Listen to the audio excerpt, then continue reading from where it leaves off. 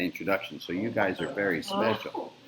We are broadcasting from 115 Central Park West, which is my childhood home, and I want to give you guys an easy, quick tour. There's Uncle Ira still. Hold on. There we go. This is the living room, and if you ever wondered what I grew up in, this is it. There goes Ira. There goes Annie. This is home. And if it looks like there's not a comfortable place to sit, you might be correct. You had to leave to find a comfy chair. Okay. Well, hi, everybody. I haven't seen you guys in a long, long time. I am going to show our friends who are on Facebook and people who are watching afterwards, if I get the camera correct. We should be able to see everyone. There's everyone. There's the everyone view. So let's do one quick wave on the everyone view and then go back to where we were. I want to start, you know what, maybe we'll start right here in the everyone view. We're going to try a game. Put your hand up if you're ready for a game. Okay, put your hand in the air if you know when I say it's a game that it might not be fun. Thank you all. I had someone in spiritual direction years ago, and he said to me, Brian, you know, your idea of a game isn't always fun. Fair enough. This one could be fun. Let me make it a little bit bigger. We are going to try a game together where we count to the number 10. And I know that sounds easy enough, but here's how it goes. I will start. I will say 1. And then somebody there, oh my gosh, Hannah and Barb in the same place. That's fantastic. Well, good morning to both of you. And Patricia and Mason are both there. And Jeff Horner, who I got to see last week live in person, which was weird. And he's a really good hugger. Weird, thank you. Thank you so much. Well, you were dimensional, and that was delightful. Here's how the game goes today. We're going to count to the number 10. I say 1. And then one of you, oh wait, here's my son. There's my son. He wants to say hi for half a second. Oh. Hello, son. There he goes. Hello, son. I will say, Rabbi, son. There goes Emmett. I'm going to say the number 1. And then one of you will say 2. And then someone else will say 3. Now, I don't know who it is will say each of those numbers. And we're going to see, and if 2 people speak at the same time, we restart again at the number 1. So, Oh, no. Oh, it's one of those games. You're right, it's not going to be fun. Okay, I think we could learn from this that fun is in your attitude.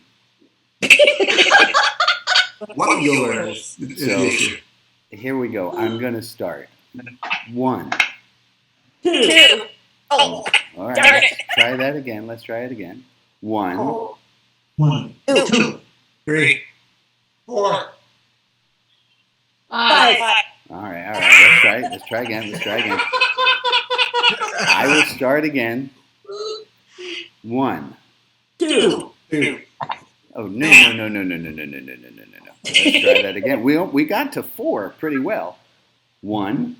2, 3. 4, 5. 6, 7, 8, 9, 10.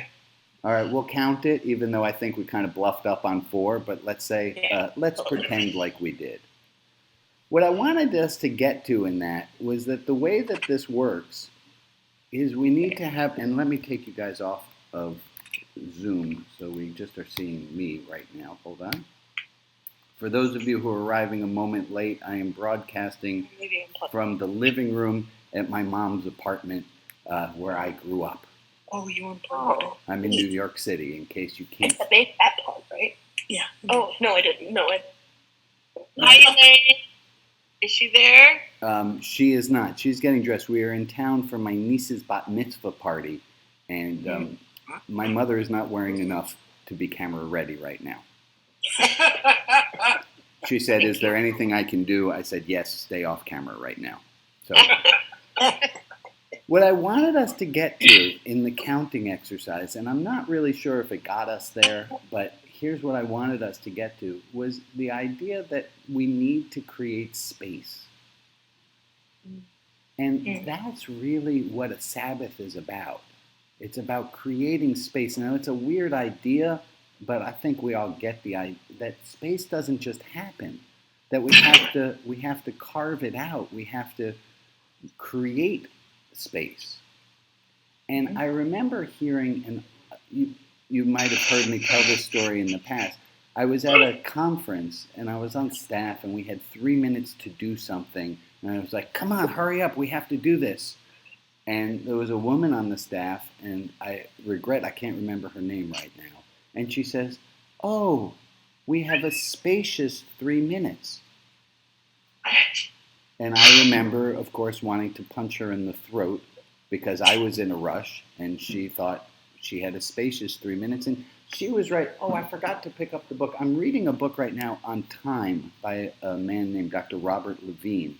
And he talks about our perceptions of time and how a parent on the way to a hospital with a sick child, that those 20 minutes are forever. But if you're having fun, 20 minutes can go by in a blink. And that time, he says, is really relative.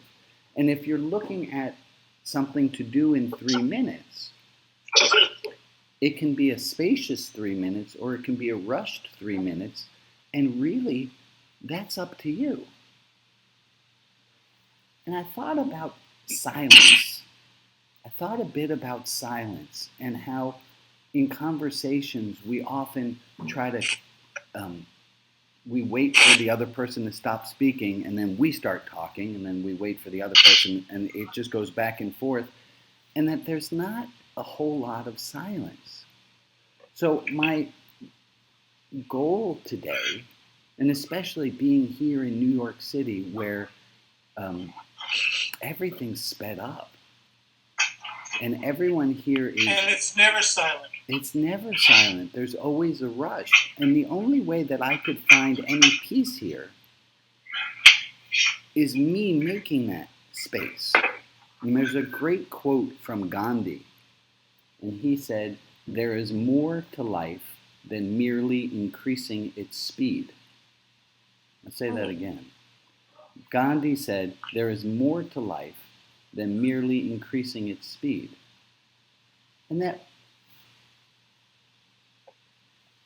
I was with a really dear friend, and I was reminded of it again. I was on the phone with Afia, and Afia and I have phone calls where there can just be space in between the two of us talking. And there's something really intimate about being in silence with other people. And I thought about when we do our prayer time, right? Our prayer time is that it's a time where we all hold silence between us. And there is something really special. There's something really holy. There's something very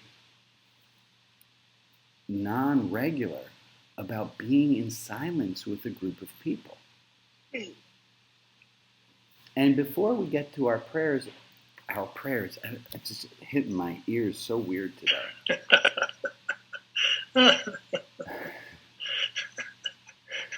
Is I thought about what it takes for us to have a little bit more time between. And I thought about if an angel could come down and grant you 20 extra minutes today.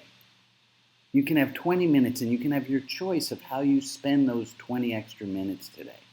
You can either spend those 20 minutes quietly sitting for 20 minutes, or you can spend those 20 minutes, break that 20 minutes over the entire day and have an extra second in this minute and an extra second in this minute and an extra second in this minute and an extra second in this minute.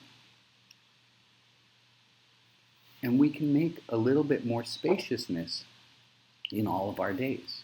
Let me take a look at all your faces. It looks like people are... I'm on one screen today, so I'm on a huge disadvantage. But I'm back to looking at your faces. This is tracking. I would rush to the next thing, but that would seem counter to what I'm trying to accomplish here. All right. So consider taking a little extra space. I heard an interview. A lot of you know that I'm a magician and I follow magic. And Penn and Teller, if you don't know of them, there's one. Penn is a large carnival barker type man, and Teller doesn't talk on stage at all. And I heard a brilliant interview with him where he does talk. I mean, he's capable of talking. He just doesn't in the show. And he says that the silence that he has, his persona, creates a great intimacy with people because they have to fill in everything that he's not saying. And I thought, what if we all did that in our extra little seconds today? What if we had a little extra space throughout the day today?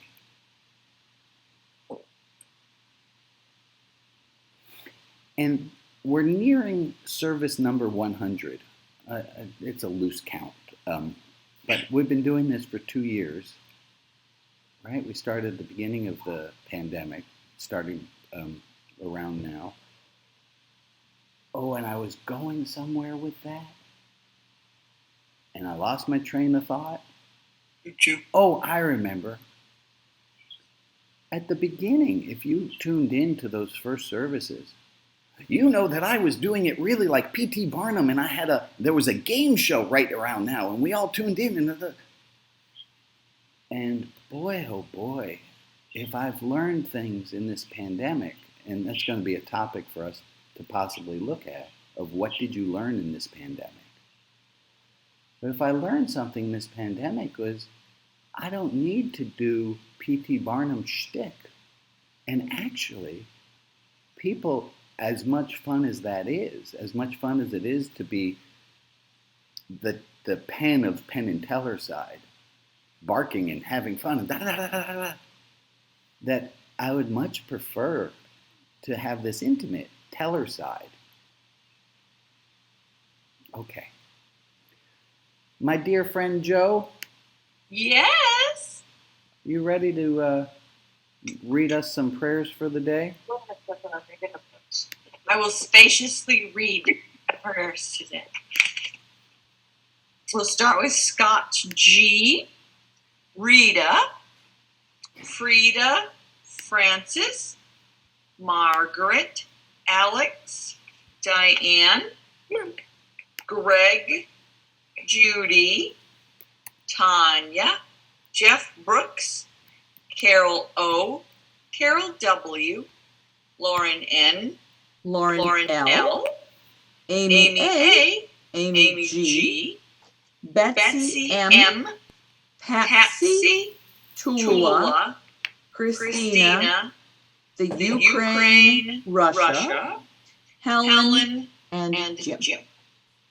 And so just as the clock above me says 11, 14, and 45 seconds, let's just sit in silence and hold that silence together for a minute.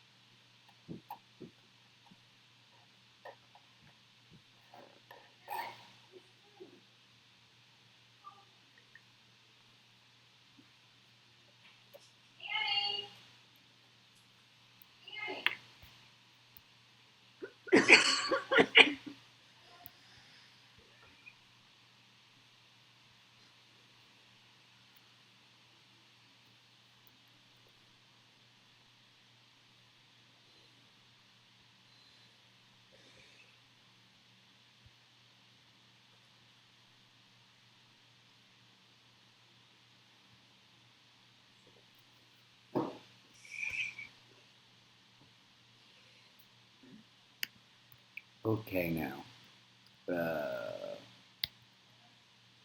Give me a second. There we are.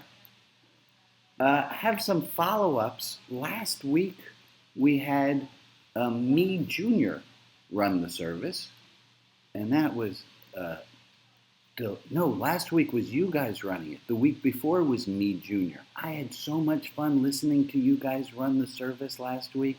That was just delightful, and I want to thank all of you who did. One of you sent me an email that said, "I know why you did that, Rabbi, so that we would know that it's not so easy to do." So I appreciate you all doing it and putting yourselves out there. It made me think of something.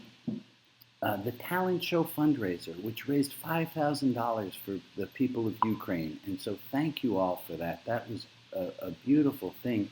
I wanted to talk about the talent show fundraiser in that some of the acts were professionals and they were ringers, and we could tell who you people were, and that's.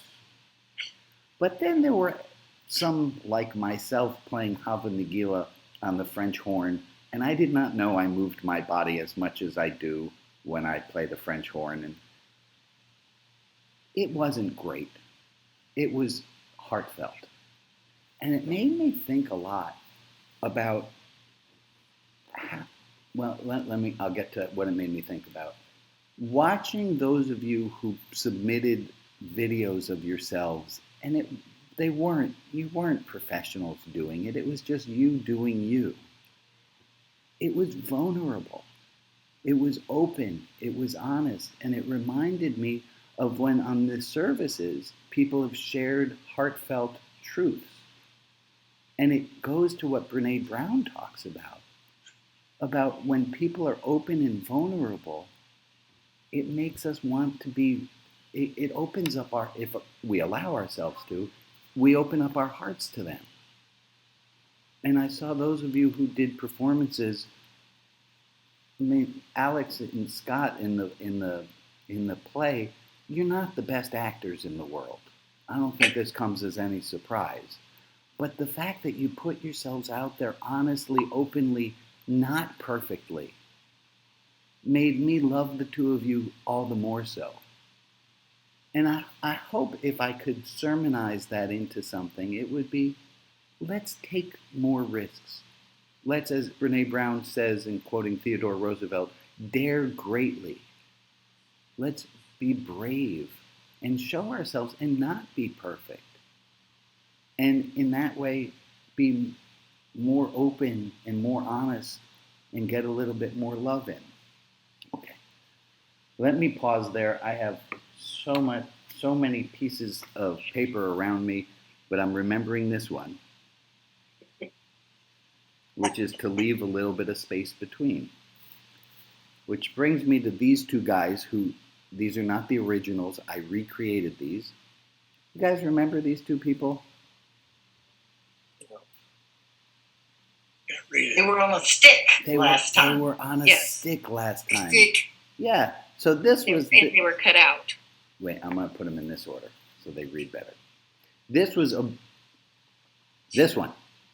All those years of doing kids shows have paid off, and now I'm doing the same thing, just different audience. This one is observe, and this one is judge. And often they go here. Often they go arm in arm, like that. We observe something, and immediately we judge it. We observe it, we judge it. And if we add in the magic of a little bit of space, oh, this is not working as beautifully, but that's all right. That we can add a little bit of space between when we observe something, and then when we judge it. That one of these two things happens automatically. Observing. You have no choice as to what it is you hear, what it is you observe, what it is that you feel a pain in your leg. You don't have a choice. That's just your observation. It's what you discern. It's what you notice. It's what your senses feel.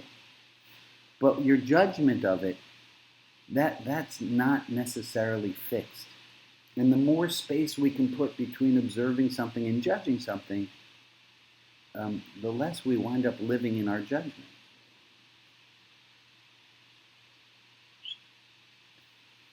Let me ask you right now, can you tell me something that you're observing right now? Something in the here and now that you notice, something in the here and now that you hear, something in the here and now that you're thinking, something in the here and now that you see. What do you got? We noticed everybody is so quiet today. Yeah. Thank you, Emily. We notice that you notice that people are being quiet today. Someone else, give me another observation. Give me another observation. I'm observing the sounds outside my house. I think it's a bird. It might be a bird. It's just yeah, it's a bird. It's a bird. Okay, you observed. I wasn't sure what it was immediately, but it was something.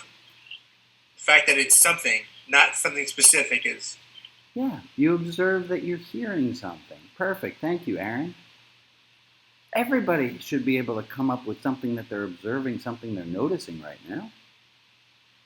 I observe the very different background. Yeah, you notice that this is Your screen. This is not. I really like normally... those windows. Well, my mom, she's a lot of things, and that woman's got some style. There's some plastic glass blocks behind me, blocking the view into the courtyard. Otherwise, you would be seeing the bricks across the courtyard. So, well done. Thank you for observing that, for noticing that, Rags. Let's take one more observation. The bottom of my glass is still really cold from the liquid I poured into it. Beautiful. The bottom of your glass, you notice, is cold. Now, how about, who can name a judgment, something that they're thinking right now? A judgment. I don't like that blank, blank, blank, blank, blank. Or I really like blank, blank, blank, blank, blank. Can I hear from the crowd? What's a judgment that you have right now? I like seeing faces and realizing I have, in one way or another, met quite a few of the people in front of me. Right. That's a judgment. I like Really? that I see all these people, so I like what I observe. I like that. Thank you, Rita. Give me another one, another judgment that's coming.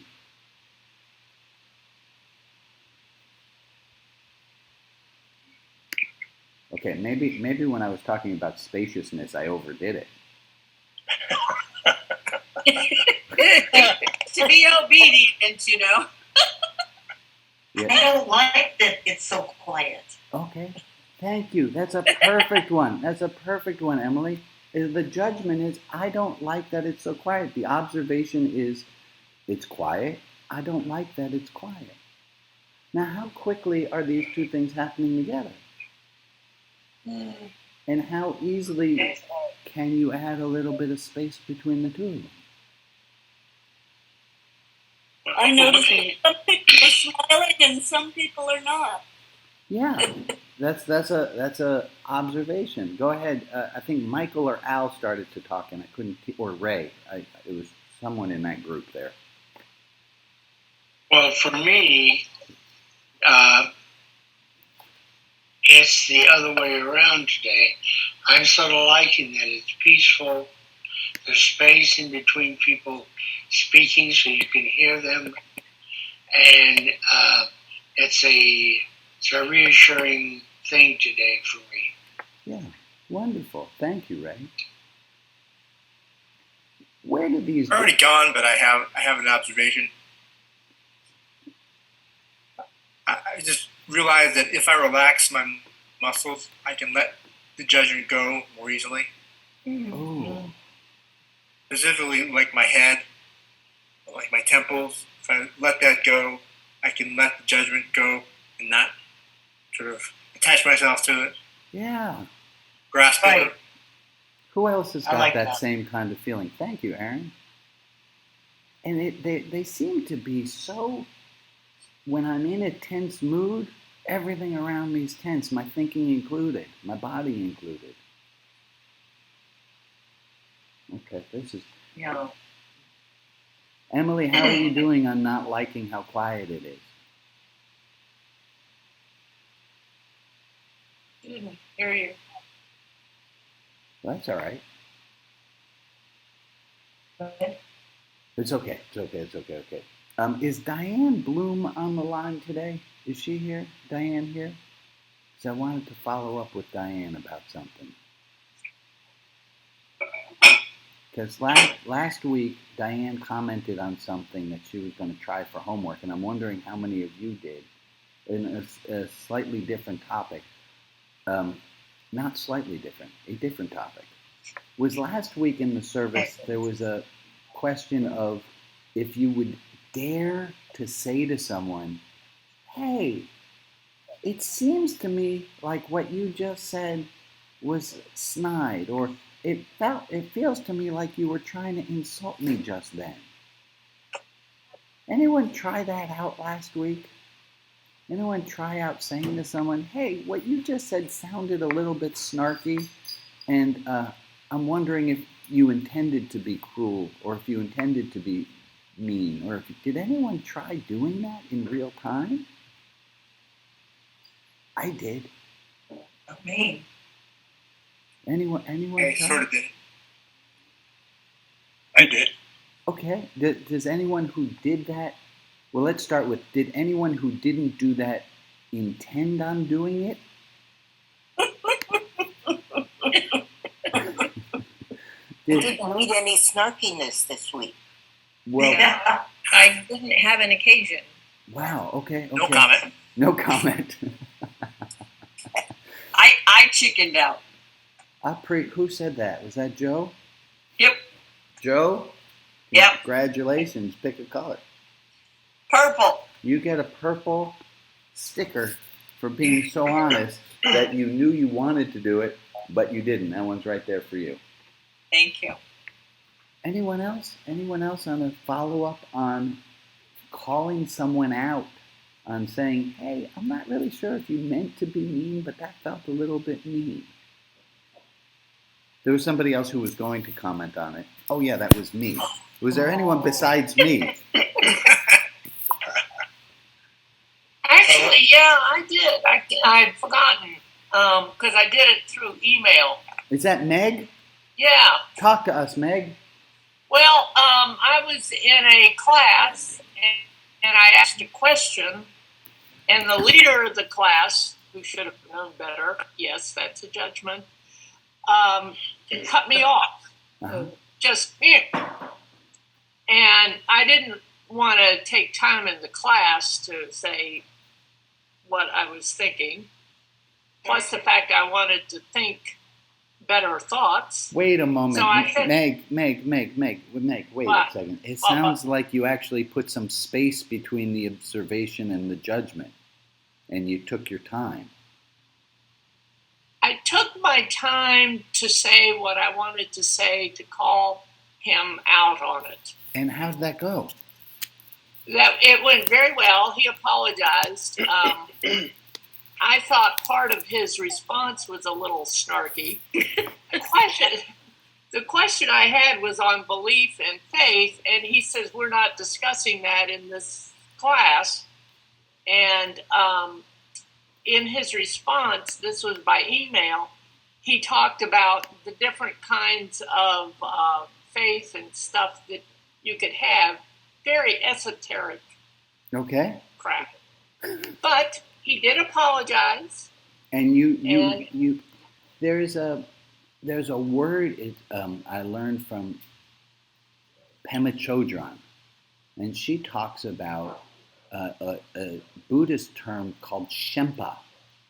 Mm-hmm. And Shempa, she translates it as heat. And that you can say to someone, hey, did you mean that to be rude? You can say it in that way without any heat behind it. Or you can say, hey, did you mean to be rude? Right?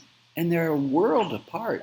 That was somewhat we got to last week a little bit, and I love the way, Jeff, that you handled it, and then Joe, you followed it up, about I didn't say I stole the money. That you can say it in different ways, You can say, "Did you mean to be a dick?"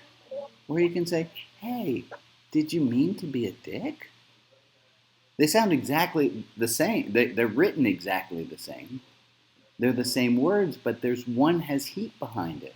And if you're wondering, what does this have to do with the spiritual life? I have an answer for that, which is the best way that we can affect change in the world, and the best way that you and I can bring peace to the world and positive change to the world, is by not adding any extra heat to it. By helping people to bring more spaciousness, more peace to people. We can best do that the better we are at not having heat behind what we say. Anything? Well, I was snarky You this week. you were, Emily. Good for you. Yeah, I was. I did a snarky thing. I said a snarky thing to Martha's husband. Okay, and how did things go with Wayne when you were snarky? Well, he's always easygoing. Okay. He always forgives me. And how did you feel when you were snarky to Wayne? Oh, I felt terrible. Yeah. I don't need to be snarky. Here's a thing that being angry, being snarky, it really feels good in the moment you're doing it. It really feels great. It's really fun and cathartic to yell at someone. It's just afterwards, the shame, hopefully you should have shame, the shame that comes with it is pretty gross feeling. But it feels really fun to be snarky. All right, show of hands. How many of us actually enjoy being snarky? All the time? Sometimes? Sometimes, right? Can really enjoy being snarky. And it's harder, and it's an older, more refined palate to be proud of yourself for not biting the hook, for not having heat and yelling at somebody. It's a harder game to play. That's true discernment. Yeah. Well, it depends on how much you've practiced it, how hard it is. Amen. Say a little bit more about practicing it there, Betsy. Okay, but we can all practice giving it a little bit of time to wait and to hold off the impulse. Right. Yeah. This is a skill like any other, and the way we get better at it is by practicing it. And the more you are an asshole, the better you get at being an asshole. Some people are highly skilled. And some people, thank you, Rags, there are some people who are virtuosos. I'm related to some of them. I think we all have one or two of them in the family, don't we? Yep. Yeah. All right. I'm one. Rabbi, I wanted to challenge you on something. I'm Al. Go right ahead. And by the way, I saw Matthew Lissack last night. He says hi. Oh, awesome. Thank you for that. Yeah. Yeah. Do you really think that it's better to reduce the amount of heat in all situations? Like, I'm thinking back to that quote, that there's virtue in being right, being angry at the right person at the right time and the right amount, and so forth. Yeah. Like, there are situations that call for heat. Well, there's maybe justice discerning that, and there's snarkiness. Yeah, maybe discerning that the time for justice is a good thing. I don't know. Give me an example. I mean, I can agree with you hypothetically, Al, that there's, but like I'm thinking of a work situation where you see somebody mansplaining towards a female colleague, really being obnoxious about it and putting down their point of view. I think coming back with a little bit of heat in that situation may be appropriate.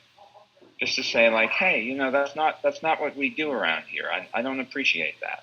Yeah, but you didn't say that. There's a difference between what you're saying, Al, and saying, "What the fuck, John? That's totally wrong. We Yeah. don't do that here." And like that's he. So I don't know that we're disagreeing. Okay, maybe not. You could say that as snark to a certain extent. It's not, but you could say it is. Yeah. So for those of us who like a little bit of review, I'm going to go back to Aristotle.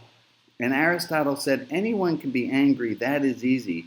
But to be angry at the right time, at the right person, in the right amount, and for the right reason, that's not so easy. To be angry at the right time. It's context. Right? I'm mad at you. Good context. 2 months ago you did that thing. Well, that's not the right time. I'm angry at the wrong person. Oh my gosh, do we see that all the time where somebody's mad at, something else has gone on in their life and they're going to take it out on whoever they can. It's the wrong person. In the right amount, I think that's what you and I are talking about, Al, is to make sure that you're angry, but you're angry in the right amount. You were mansplaining, bang, and you shoot them. Like, that's not the right amount. And then It's overdoing it, yes. And then the last one here is for the right reason. You're getting mad at someone for the right reason. You're mad at them for mansplaining, but that was because you have a history of it, and we have to be angry at the right. Let's see how well we can do on all four of them. We got to be angry at the right. What's the first one? Time. At the right time. Person. At the right person. In the right amount. In the right amount. Thank you, Eileen. For the right reason. And for the right reason. There's a question in the chat that says, "What is mansplaining?" Oh, let me explain that to you. May I do it, Rabbi Brian? Oh, for God's sakes, please.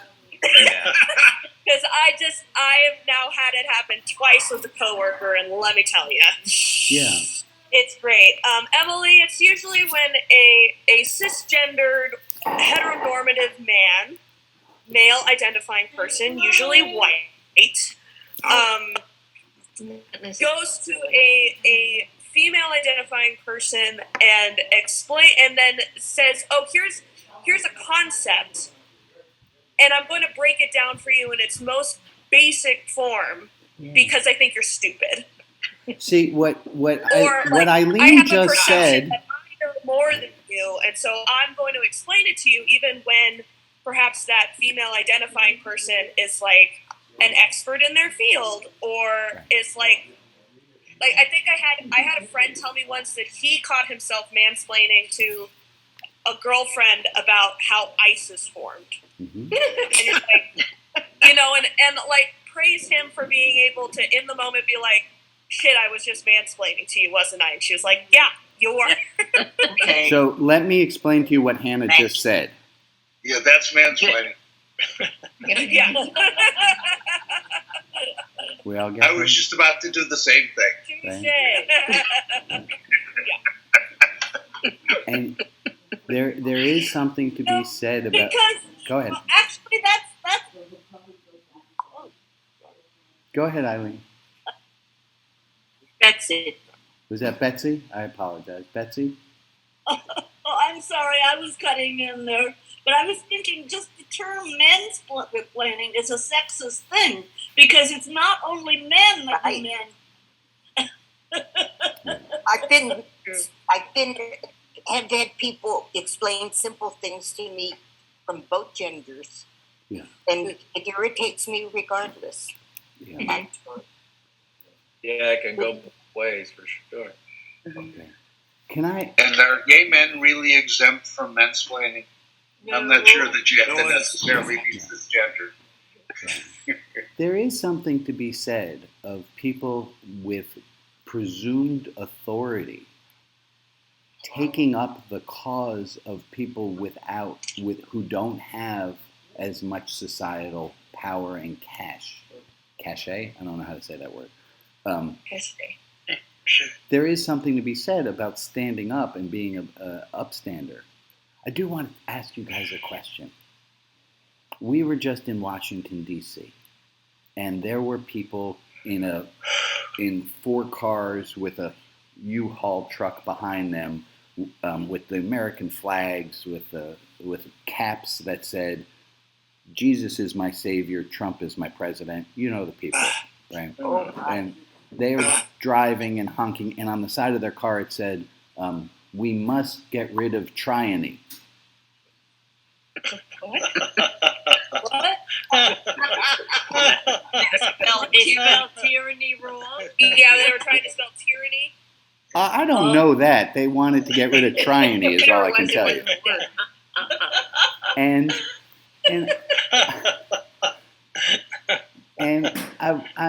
I don't have a good answer for this, and I would love for you guys to think on it. We were at a corner across from, right near some food trucks, and they're honking and they're going to make a right turn. And a woman with a bright pink bicycle and bicycle helmet put her bicycle right in front of them and dared them to, and they revved their engine and inched forward, knocking the bike over. Oh no. And she got, like, she wasn't hurt. And I sat there, we were having our lunch, I sat there frozen, not knowing what I could do. I wanted to help. I wanted to be an upstander, but and Annie said to me afterwards, she said, "Dad, I'm really glad you didn't do anything because I was wearing a Black Lives Matter shirt and I have a yarmulke on." And she said, that could have gone really bad. Yeah. And the only thing I could think to do was to wave the cars around the U-Haul truck because they couldn't see why the heck the light kept changing and nothing was moving. So that was the only thing I could do. And I'm really curious. And if you think on it and send me an email if you have an answer to it, what can you do? What options, what was the rest of us who were all watching it? I mean, people were filming it so that if anything happens, we have film, but that's not helping. And I didn't know what to do. I think directing the traffic was a good thing to do. Yeah, I think that was helpful. I wanted to do more. Yeah. Sometimes there isn't more that you can do. No, Sometimes observing is all. Huh, that's interesting. You prevented more heat. Well, yeah, and more congestion. Yeah. Well, but also there would be heat because people get furious in traffic jams. Yeah. Right. That heat would not have helped. I'm not satisfied. I'm just not feeling satisfied with. Yeah. I felt powerless. Powerless. I felt powerless, right? I felt like this is wrong what's happening in front of me, and I don't know how to fix it. And then a police officer came. But you can't. That's the thing you have That's to. That's almost mansplaining. Always fixing it. That's a man thing. As a man. Well, I wanted to be able to use my power and my privilege. That's why I brought it up to here. Was I have some power and some privilege, and I wanted to be able to use it for the good. You would not be seen as having power and privilege by the people in that truck. No. You have put yourself outside that category with your yarmulke and your shirt. Correct. Isn't that exactly the point, though? That's exactly the point. What? He has power and privilege. And so if he stands up as a man with a yarmulke, with a Black Lives Matter shirt, he's standing up for Black lives and for people with yarmulkes. It wasn't my fight necessarily, right? This wasn't it was a... I was just thinking you'd make them even madder. And they might be more likely to hurt the woman. I did think about going up to them and saying, "Hey, I don't mean to be an asshole, but you misspelled tyranny." Oh, no, that's not a good one. No, probably not. Don't mean to be an asshole, but you are idiots. No, I see. Like, I'm glad I didn't do it, but it was really tempting. And Well, it was sure, going to be in this sure. really saccharine, like, let me help you, but then put you down at the same time, Yeah. which I'm sure would not have helped. Yeah. Okay. It could have been targeted as well. Yeah. That man's third grade teacher was his first tyrant, his first enemy. First, I think you mean tyrant.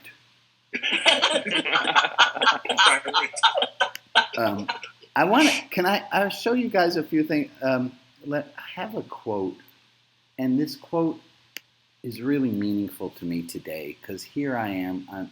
My family has just all left to go to the bat mitzvah party, which I will be a moment late to because I'm here with you guys. And this is a beautiful poem, and I sent it in a group text, and I would love if Joe or Alex, if you're able to put it into the chat, if you could do so.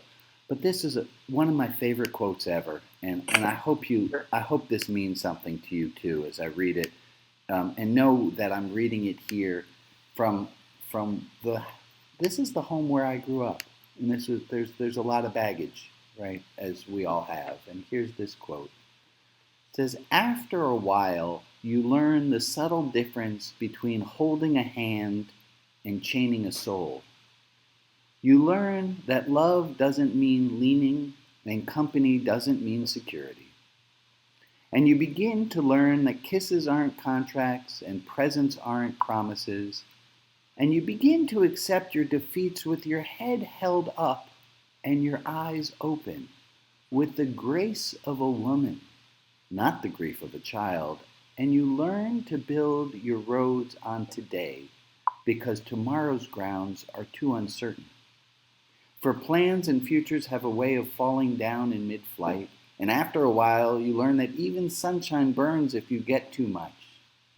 So you plant your own garden and decorate your own soul instead of waiting for someone to come bring you flowers. And you learn that reality can endure, and you learn you can really endure, and you are strong and really do have worth. And you learn and learn. With each goodbye, you learn."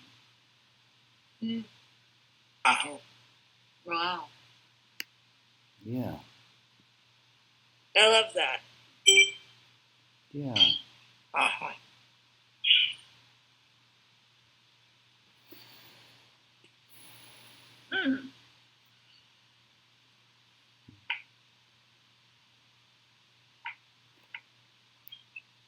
Growing up is hard, isn't it? But it's beautiful. The person to whom I said, "It seems to me like you're insulting me right now, and I want to check that out with you." I did that with my mom. I said, "It seems like you're being mean right now. Is that what you meant?" And she laughed. And I heard from a therapist a long time ago, and this makes sense if you think about stand-up comics, that when you tell someone the truth, they laugh. When you point out the truth, I didn't say it with heat behind it. I just said, "Mom, it seems like you're being obnoxious." Right? I don't remember the exact words I said. I couldn't even believe I said them, honestly.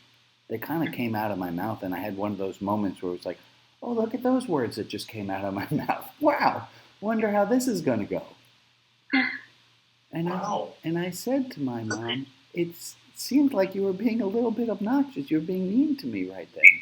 And she laughed and she said, "Oh, I know." And it dissipated. And it brings me to this quote. It brings me to this poem.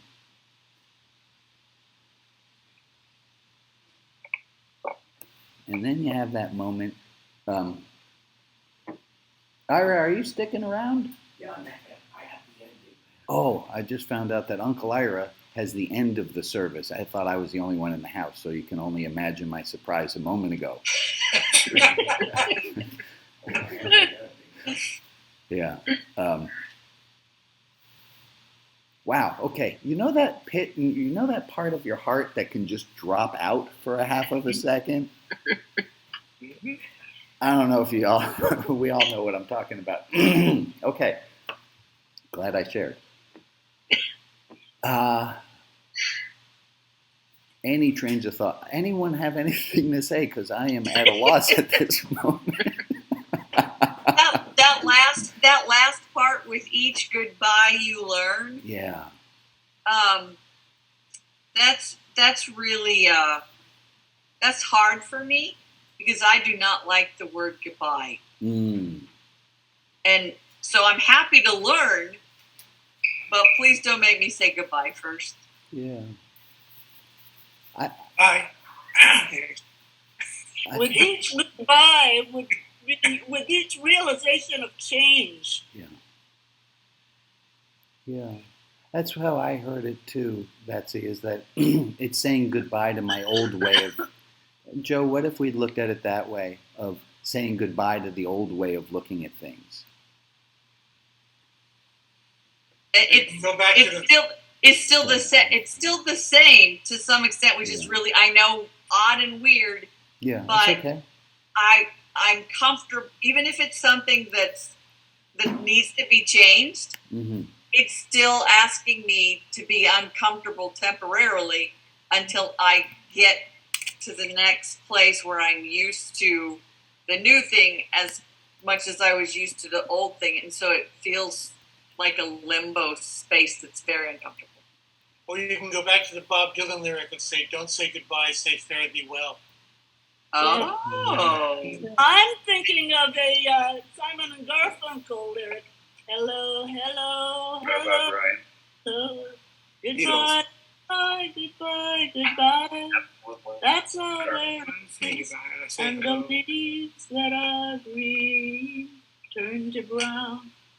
Thank you, Betsy. Maybe it's just the space that is between what you knew and what you will know. And maybe that's what's uncomfortable, because we all are comfortable with what or at least we think we are comfortable with what we know.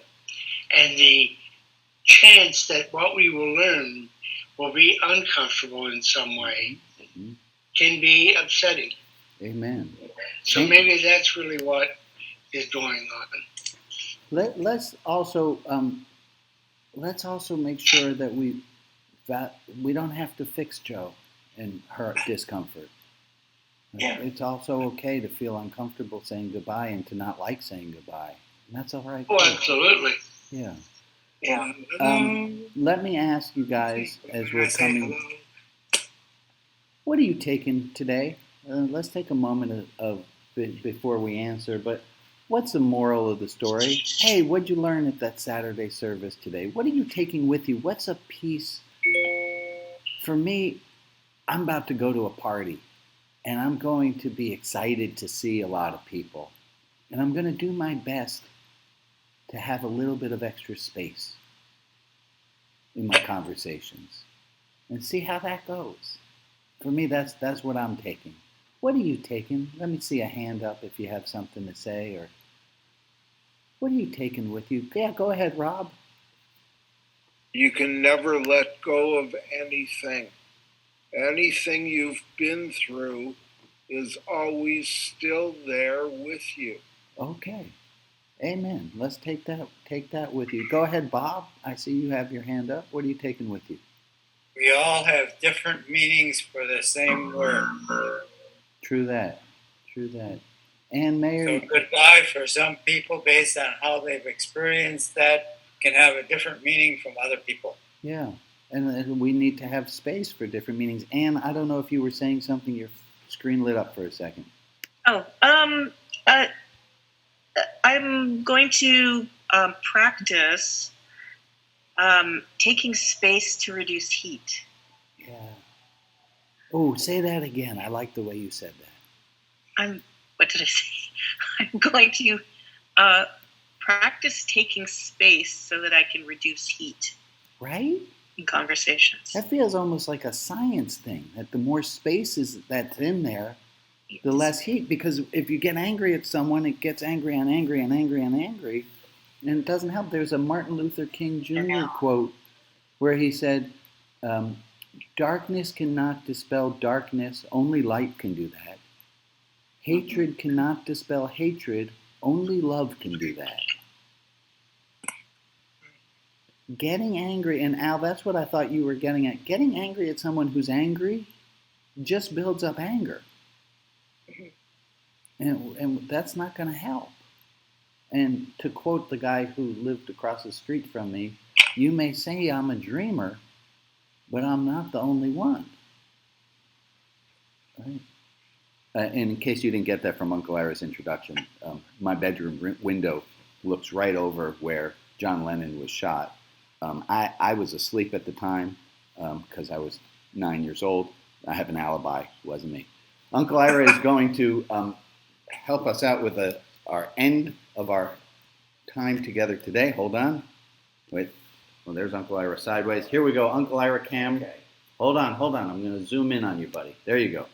Well, for the past hour, Out of the Box Productions has presented your friendly virtual Rabbi Brian, coming from his ancestral home in the third floor Princess Suite in the famous majestic building at 72nd Street in Central Park West, just across from that historic Dakota, the site of John Lennon's untimely death, and just a stone's throw from Central Park's strawberry. Well, anyway, this Central Park's strawberry. It's a good thing you practice, buddy. No, well, I didn't practice this, I'll tell you the truth. But so you can tune in next Saturday when we can discuss how to do without quantity relatives that you can do without. Of the what? Thank you, Uncle Ira. Ladies and gentlemen, that's you did Hi, not. Uncle Ira. Uncle Ira, everyone loves you. You can't Absolutely. mess up among friends. Hold on, let me close this up. So, folks, I'm having a bit of technical difficulties closing this service down. Alex, I'm going to do my best to put you in charge at this time. Folks, Yes, please host. I'm working on it. I'm having some issues. Have a wonderful time, Rabbi. Yes. Yeah, have a good time. Will do. The party. Folks, Thank you. wait, hold on. Don't wait, hold on. Wait. Shoot, make host. Okay, there we go. Alex, you are now the host of this meeting. Thank you guys very much. I send you all a lot of love. I'm going to go party now. Have fun. Bye, Rabbi. Bye. Thank you. Have fun.